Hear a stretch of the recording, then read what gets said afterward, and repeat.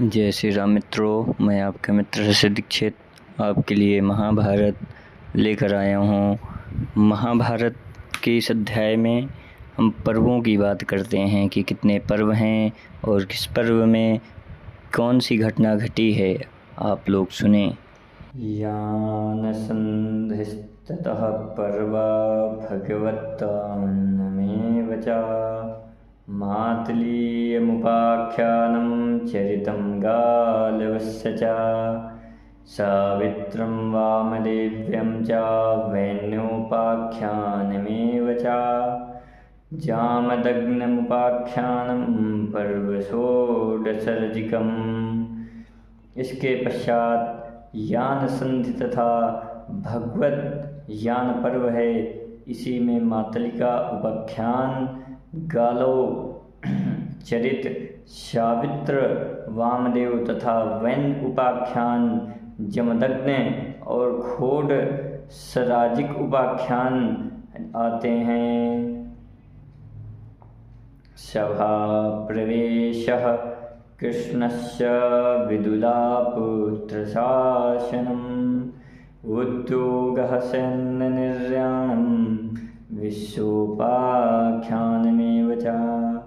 फिर श्री कृष्ण का सभा प्रवेश, विदुल का अपने पुत्र के प्रति उपदेश, युद्ध का उद्योग, सैन्य निर्याण तथा विशोपाख्यान, इनका क्रमशः उल्लेख हुआ है।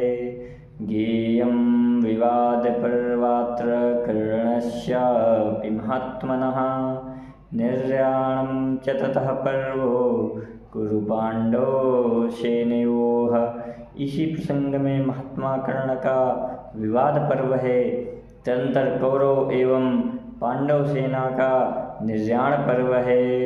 रथातिरथ संख्या च पर्वोक्तं तदंतरम् उलूकदूतागमनं पर्वामर्षविवर्धनम्।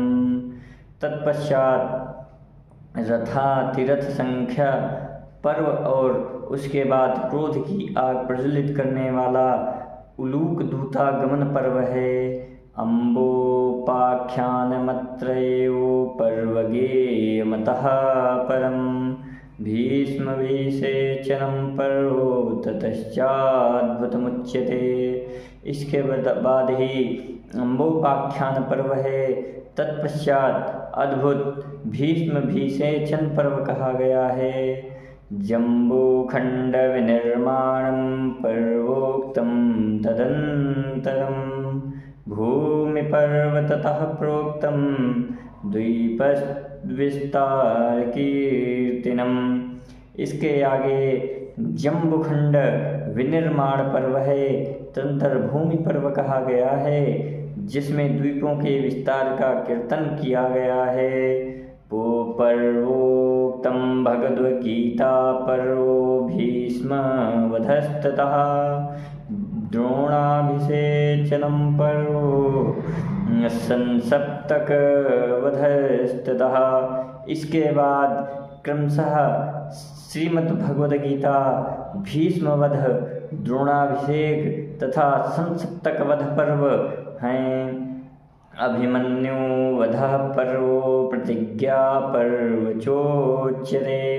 जयद्रथवधः पर्वो घटोत्कच वधस्ततः। इसके बाद अभिमन्यु वध पर्व, प्रतिज्ञा पर्व, जयद्रथ वध पर्व और घटोत्कच वध पर्व है।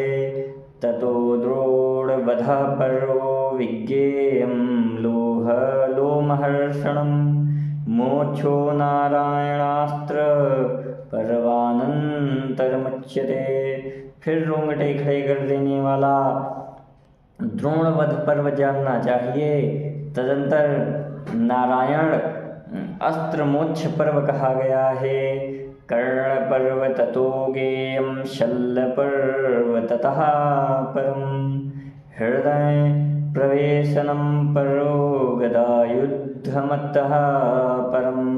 फिर कर्ण पर्व और उसके बाद शल्य पर्व है। इसी पर्व में हृदय प्रवेश और गदा युद्ध पर्व भी है। सारस्वतं ततः पर्वो तीर्थवंशानुकीर्तनम् अतोर्ध्वं सुभीभत्सं पर्वो सोपित्कमुच्यते। तदनंतर शाश्वत पर्व है जिसमें तीर्थों और वंशों का वर्णन किया गया है। इसके बाद है अत्यंत विभत्स सौप्तिक पर्व। एसीकं पर्वो चोदिष्टमत ऊर्ध्वं सुदारुणम् जलप्रदानिकं पर्वो स्त्रीविलापस्ततः परम्। इसके बाद अत्यंत दारुण ऐशिक पर्व की कथा है। फिर जल प्रदानिक और स्त्री विलाप पर्व आते हैं। श्राद्ध पर्वो ततो गेयं कुरूणामोर्देहिकं चार्वाकनिग्रह पर्वो रक्षसो ब्रह्मरूपिणः। तत्पश्चात श्राद्ध पर्व है जिसमें मृत गौरों की अंत्येष्टि क्रिया का वर्णन है। उसके बाद ब्राह्मण वेशधारी राक्षस चार्वाक के निग्रह का पर्व है। आविषेचनिकं पर्वो धर्मराजस्य धीमतः प्रविभागो ग्रहाणां च पर्वोक्तं तदंतरम्। तदंतर धर्म बुद्धि संपन्न धर्मराज युधिष्ठिर के अभिषेक का पर्व है तथा इसके पश्चात ग्रह विभाग पर्व है। शांति पर्व ततो यत्र राजधर्मानुशासनम् आपद्धर्मस्य पर्वोक्तं मोक्षधर्मस्ततः परम्। इसके बाद शांति पर्व प्रारंभ होता है जिसमें राजधर्मा अनुशासन आपधर्म और मोक्ष धर्म पर्व हैं। सुप्रश्नाभिगमनं ब्रह्म प्रश्नानुशासनं प्रादुर्भावस्य दुर्वासः संवादस्यैव माया। फिर सुख प्रश्न विभगमनम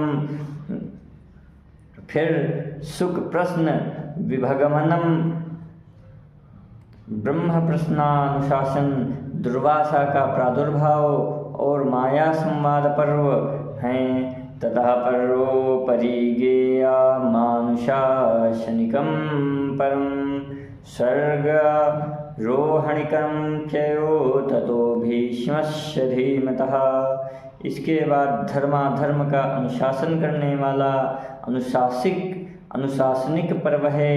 तदंतर बुद्धिमान भीष्म जी का स्वर्गारोहण पर्व है। ततो अश्वमेधिकं पर्वो सर्वपापप्रणाशनम् नानुगीता ततः पर्वो गेयमध्यात्मवाचकम्।